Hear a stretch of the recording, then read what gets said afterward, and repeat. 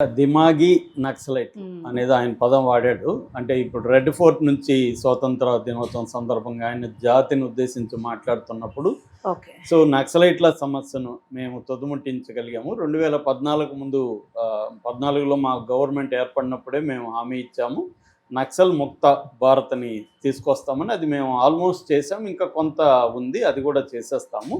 అయితే ఇప్పుడు అది సమస్య కాదు, ఎందుకంటే అక్కడంతా కూడా డెవలప్మెంట్ మొదలైంది. మన త్రివర్ణ పతాకం అక్కడంతా కూడా ఎగురుతూ ఉంది ఈరోజు. సో అది మేము సాధించిన విజయంగా చెప్పుకున్నాడు. అక్యురేట్గా ఆయన చెప్పిన దాంట్లో వాస్తవం ఉంది. ఆయన విజయం అనుకున్నప్పుడు అది విజయమే. మావోయిస్టులని కంప్లీట్గా లేకుండా చేయడం అనేది సాధ్యం కాదని చాలామంది నమ్ముతూ వచ్చారు. సాధ్యం అని నిరూపించింది బీజేపీ ప్రభుత్వం. మోడీ, షా కలిసి, అమిత్ షా కలిసి మావోయిస్టులను ఏరివేయడం సాధ్యమే అనేది వాళ్ళు నిరూపించారు.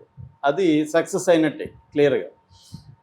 అయితే అంతటితో ఆయన ఆగుంటే బాగుండేది. కానీ ఆయన ఏం చెప్తున్నాడంటే దిమాగి నక్సల్స్ ఇంకా ఉన్నారు, ఐడియాలజీ ఇంకా ఉంది, వాళ్ళు వెయిట్ చేస్తున్నారు మళ్ళీ హింసని ప్రేరేపించాలని ఈ దిమాగి నక్సలైట్లు. సో వాళ్ళని కానీ వదిలేస్తే మళ్ళీ హింస మొదలవుతుంది, మళ్ళీ మావోయిజం వస్తుంది. సో వాళ్ళని కూడా గుర్తించి ఒంటరిని చేయాలి అనే పదాలు ఆయన వాడాడు. ఐసోలేట్ చేయాలి. మామూలుగా ఐసోలేట్ అనే దానికి చాలా మీనింగ్స్ వస్తాయి. వాడిని ఐసోలేట్ చేయండి అంటే వాడిని వేసేయండి అని మామూలుగా, అంటే అంతం చేయమని. అంటే ఇక్కడ 2-3 కాంటెక్స్లు మనం చర్చించాలి. ఒకటి, ఇప్పటి వరకు దిమాగి నక్సల్ అయిన పదం వాడలేదు, అర్బన్ నక్సల్స్ వాడారు. ఫస్ట్ టైం ఈయన దిమాగి నక్సల్స్ అన్నాడు. అంటే బ్రెయిన్లో ఆలోచనలో కూడా మావోయిస్టులని సపోర్ట్ చేయకూడదు. అలాంటి ఆలోచన ఉంటే కూడా వాళ్ళు డేంజరస్ అంటున్నాడు. ఇది ఎక్స్ట్రీమ్ అన్నమాట. అంటే మోడీ ఇటీవల జరిగిన దాంట్లో నుంచి నేర్చుకోకపోగా రివర్స్లోకి వెళ్తున్నాడు. ఏం నేర్చుకొని ఉండాలి ఆయన? మనం ఈ అణచివేత వల్లే తిరుగుబాటు వచ్చింది. విద్యార్థుల ఉద్యమాన్ని మనం కానీ బిగినింగ్లోనే కాక్రోచ్ ఉద్యమాన్ని అడ్రస్ చేసి ఉంటే ఇక్కడ వరకు వచ్చిండేది కాదు అనే గుణపాఠం నేర్చుకుండాలి కదా ఆయన. నేర్చుకోకుండా ఆలోచన ఉంటే కూడా వాళ్ళు డేంజర్ అంటున్నాడు. ఇది నియంతలు మాత్రమే మాట్లాడతారు ఈ లాంగ్వేజ్. డెమోక్రసీలో ఆలోచన ఉండొచ్చు, ఆలోచన ఉండాలి, విభిన్నమైన ఆలోచనలు ఉండాలి. ఆ విభిన్నమైన 1000 పూలు వికసించని 100 ఆలోచనలు వర్ధిల్లని మావో చెప్తాడు. అలాగే 100 రకాల ఆలోచనలు ఉండాలి. అట్లని మొన్న కాంగ్రెస్ కానీ అనుకొని ఉంటే, అంతకుముందు ఆర్ఎస్ఎస్ ఆలోచన కరెక్ట్ కాదనుకుంటే ఇవాళ బీజేపీ ఉండేదా, ఆర్ఎస్ఎస్ ఉండేదా? వీళ్ళ ఆలోచన మాత్రం కరెక్ట్ అని వీళ్ళు ఎలా సపోర్ట్ చేసుకుంటారో దానికి భిన్నమైన ఆలోచనలు కూడా డెమోక్రసీలో ఉండాలి. భిన్నత్వం అనేది డెమోక్రసీకి ఫౌండేషన్. డిఫరెన్సెస్ అనేది, డిఫరెంట్ ఒపీనియన్ ఉంటుంది, డిఫరెంట్ ఆలోచనల ధోరణులు ఉంటాయి. మార్క్సిజం అనేది, కమ్యూనిజం అనేది ప్రపంచానికి ఎంతో మేలు చేసింది, ఎంతో చెడ్డ కూడా చేసింది. కానీ అది దాన్ని కంప్లీట్గా తుడిచిపెట్టడానికి లేదు. ఇవాళ మావోయిస్టు లేకపోతే మార్క్సిస్టు ఆలోచన లేకపోతే ఇన్ని ఉద్యమాలు వచ్చిండేవే కాదు. అసలు స్వాతంత్ర ఉద్యమంలో కూడా ఆ ధోరణి ఉన్న వాళ్ళు భగత్ సింగ్లు వాళ్లే కదా. ఇవాళ మరి భగత్ సింగ్ని పూజిస్తున్నావు, భగత్ సింగ్ ఆలోచన ఉంటే మాత్రం డేంజర్ అంటున్నావు.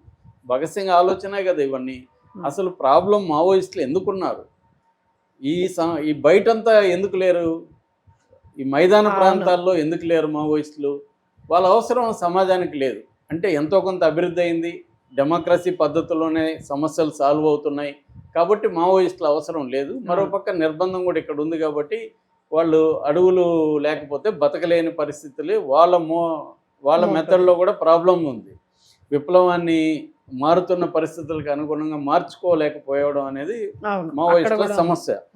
దాంతో వాళ్ళు ట్రైబల్కి వెళ్ళారు. ట్రైబల్ ఎందుకు ఆదరించారు? ట్రైబల్స్కి ఉన్న సమస్యల్ని ప్రభుత్వం తీర్చలేకపోయింది కాబట్టి ఆల్టర్నేటివ్ తీర్చుంటే వీళ్ళ అవసరం ఏముంది అక్కడ?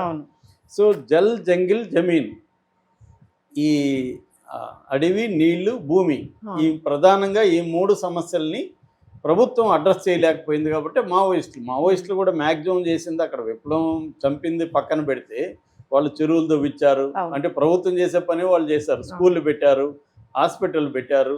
ఇవన్నీ అవసరాలు అనేవి వాళ్ళ బేసిక్ అవసరాలు, మానవులకి బేసిక్ అవసరాలు.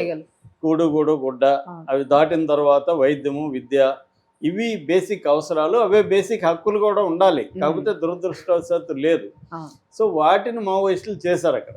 కానీ వాళ్ళ హింస అనే దాన్ని వ్యతిరేకించాల్సిందే ఖచ్చితంగా. ఇదే పని హింస లేకుండా కూడా చేయొచ్చు. వాళ్ళ ఆ ధోరణిలో ఎన్నుకున్నారు, వాళ్ళని తుదముట్టించారు, అంతవరకు ఓకే. కానీ ఆలోచన ఉంటేనే నేను వాళ్ళని తుదముట్టిస్తా, మీరు కూడా చేయండి అనడం అనేది ఎక్స్ట్రీమ్ నియంతల భాష అది.